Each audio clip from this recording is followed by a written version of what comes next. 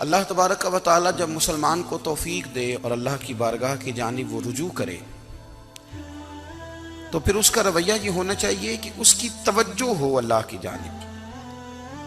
ہمارے ہاں تسبیحات پڑھ لی جاتی ہیں اگر کبھی موقع ملے، لیکن وہ خاص انہماک، وہ خاص شوق، وہ خاص ذوق اللہ تبارک و تعالیٰ کی عبادت کا. ایک ہوتا ہے نماز پڑھنا، ایک ہوتا ہے اہتمام کے ساتھ نماز پڑھنا، یعنی ذرا وقت پہ اٹھنا، ذرا صحیح کر کے وضو کرنا، ذرا شوق سے مصلی بچھانا. ایک ہوتا ہے تسبیح پڑھ لینا، اور ایک ہوتا ہے ذرا تھوڑا سا نا شوق کے ساتھ اللہ کو یاد کرنا. آپ کبھی جو میں نے آیہ کریمہ پڑھی اس کی آپ شان نزول دیکھیں. نبی کریم صلی اللہ تعالی علیہ وسلم کے نا کچھ صحابہ اللہ کی محبت کے شوق میں حضور کی بارگاہ میں حاضر ہوئے. انہوں نے آ کے عرض پتہ کیا کیا؟ عرض کرنے لگے یا رسول اللہ صلی اللہ تعالی علیہ وسلم سالوں بیت گئے ہیں سجدے کرتے ہوئے، حضور سالوں بیت گئے ہیں تسبیح پڑھتے ہوئے، سالوں بیت گئے کہتے ہوئے کہ سبحان اللہ وہ پاک ہے، ہمیں سالوں بیت گئے یہ کہتے ہوئے کہ اللہ اکبر وہی سب سے بڑا ہے، سالوں بیت گئے کہتے ہوئے کہ الحمدللہ ساری تعریفیں اللہ کے لیے، سالوں بیت گئے اس کی تسبیح کرتے، تحلیل کرتے، تکبیر کہتے. حضور اب نہ ہمارا اپنے رب سے ملنے کو جی چاہتا ہے. تبھی یہ حقیقت منتظر نظر آنا لباس مجاز میں، لاکھوں سجدے تڑپ رہے ہیں میری جبین نیاز میں. اور اقبال کہنے لگے کہ تیرے عشق کی انتہا چاہتا ہوں، تو میری سادگی دیکھ کیا چاہتا ہوں، میرا ذرا سا تو دل ہے مگر شوق اتنا، میں وہی لن ترانی سنا چاہتا ہوں. میرا بھی دل کرتا ہے کہ اللہ میں تجھے کہوں میں تجھے دیکھنا چاہتا ہوں جس طرح حضرت موسیٰ کلیم علیہ السلام نے کہا تھا، اور تو مجھے کہے کہ لن ترانی تو نہیں دیکھ سکتا، ذرا سا تو دل ہے مگر شوق اتنا، میں بھی وہی لن ترانی سنا چاہتا ہوں. پھر کہنے لگے بھری بزم میں راز کی بات کہہ دی، بڑا بے ادب ہوں سزا چاہتا ہوں. دیکھو سب لوگوں کے بیچ ہی میں نے یہ کہہ دیا.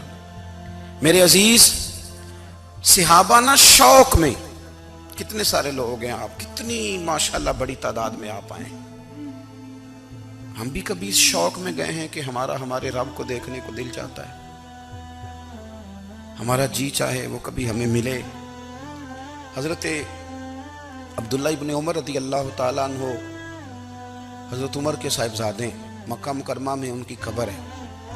میں نے جب انہیں پڑھا تو مجھے ان سے بڑا پیار ہو گیا. لیکن آپ کو پتہ ہے وہاں جا کے کسی شخص کا مزار تلاش کرنا یا پوچھنا ایک مشکل کام ہوتا ہے. تو ایک دفعہ میں مکہ شریف میں حاضر تھا تو ایک گاڑی والا ڈرائیور مجھے کہنے لگا کہ مولانا میں آپ کو جانتا ہوں، مجھے آپ سے محبت ہے، ایک بات بتاؤں آپ کو. میں نے کہا بتاؤ. کہنے لگے حضرت عبداللہ ابن عمر کی قبر دیکھنی ہے.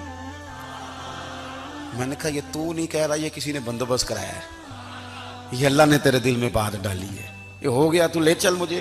حضرت عبداللہ ابن عمر کو نبی پاک نے فرمایا تھا راجل صالح، یہ نیک بندہ ہے، یہ متقی آدمی. حضرت عبداللہ ابن عمر رضی اللہ تعالیٰ عنہ سیدنا فاروق اعظم رضی اللہ تعالیٰ عنہ کے صاحبزادے ہیں، اور ان کی ہمشیرہ سیدہ حفصہ رضی اللہ تعالیٰ عنہ حضور کی زوجہ محترمہ. ایک دن اپنی ہمشیرہ سے کہنے لگے کہ نبی کریم صلی اللہ تعالیٰ علیہ وسلم گھر میں آئے نا، اور اگر حضور غم امت میں پریشان نہ ہوں، طبیعت کو حشاش بشاش دیکھو تو ذرا پوچھنا تو صحیح حضور کا میرے بارے میں کیا خیال ہے، پوچھنا تو صحیح کہ کریم کی بارگاہ میں میرا کیا مقام ہے، میرے بارے میں حضور کیا فرماتے ہیں. اب بہن کو کام بتائے اور بتائے بھی بھائی، اور پھر بہن وہ کام نہ کرے، یہ تاریخ میں ہوتا نہیں. حضرت عمر فاروق رضی اللہ تعالیٰ عنہ کی صاحبزادی ام المومنین رضی اللہ تعالیٰ عنہ فرماتی ہیں کہ میں تو بس منتظر تھی. انہوں نے تو کہا تھا نا کہ اگر تم حشاش بشاش دیکھو تو بات کرنا، لیکن حضور تشریف لائے، میری باری تھی، میرے گھر تشریف لائے، کھانا پیش کیا تو فوراً میں نے عرض کی حضور ایک بات پوچھنی تھی. تو حضور نے فرمایا پوچھئے. میں نے عرض کی حضور میرے بھائی عبداللہ ابن عمر کے بارے میں آپ کا کیا خیال ہے؟ نوجوانوں میری بات پہ غور کرنا، میرے بھائی کے بارے میں آپ کا کیا خیال ہے؟ تو نبی کریم صلی اللہ تعالیٰ علیہ وآلہ وسلم نے میری طرف دیکھا اور پھر حضور زیر لب تھوڑا مسکرائے. اور بریلی کے امام کہتے ہیں کہ حضور مسکرا دیتے تھے نا تو جو بڑا دکھی ہوتا تھا وہ بھی ہنس پڑتا تھا. اب سوال پیدا ہوتا تھا کہ پھر تو اس مسکراہٹ کے لیے انتظار کرنا پڑتا ہوگا کئی کئی مہینے کہ حضور مسکرائیں تو رونے والے ہنسیں، تو اعلیٰ حضرت فرماتے نہیں، انتظار نہیں کرنا پڑتا، یہ مسکراتے رہنا تو حضور کی عادت ہے۔ جس کی تسکین سے روتے ہوئے ہنس پڑے اس تبسم کی عادت پہ لاکھوں سلام۔ یعنی یہ تو عادت ہے حضور کی مسکراتے رہنا، اس کے لیے انتظار نہیں کرنا پڑتا۔ بھائیو آپ خیال رکھیں گے، غور کریں گے، حضرت عبداللہ ابن عمر رضی اللہ تعالیٰ عنہ کے بارے میں پوچھا تو سیدہ فرماتی ہیں کہ نبی کریم صلی اللہ تعالیٰ علیہ وسلم نہ زیر لب مسکرائے اور فرمائے حفصہ تیرا بھائی ہے تو اچھا، لیکن میں نے سنا ہے کہ عشاء کی نماز پڑھتا ہے تو فجر تک سویا ہی رہتا ہے۔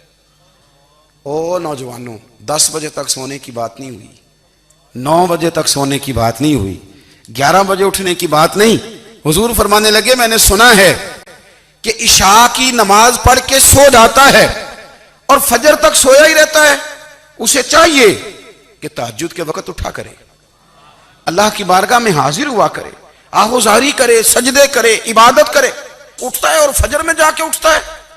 حضرت جناب حفصہ رضی اللہ تعالیٰ عنہ کہتی ہیں میں نے جناب عبداللہ ابن عمر کو پیغام دیا اور میں نے کہا میرے جوان بھائی سن، نبی پاک نے فرمایا ہے تو اچھا پر تہجد میں نہیں اٹھتا، نفل نہیں پڑھتا۔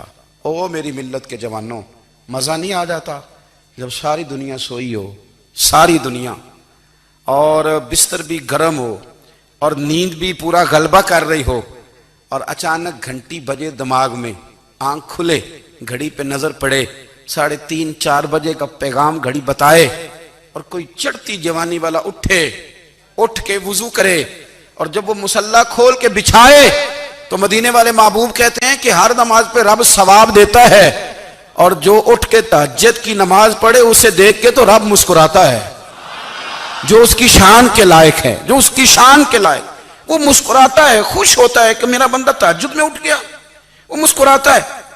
کاش ہماری صبحیں کبھی اپنے مالک کے نام ہو جائیں۔